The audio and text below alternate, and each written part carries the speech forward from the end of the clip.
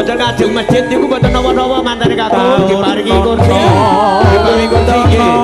Kang ngajeng masjid mawon. Pak ibuke wonten pundi wau? Ing ponco kalian ibu derek mriku. Derek keputra kakung. balong nangka bebasane mong katon katon slir apa wae.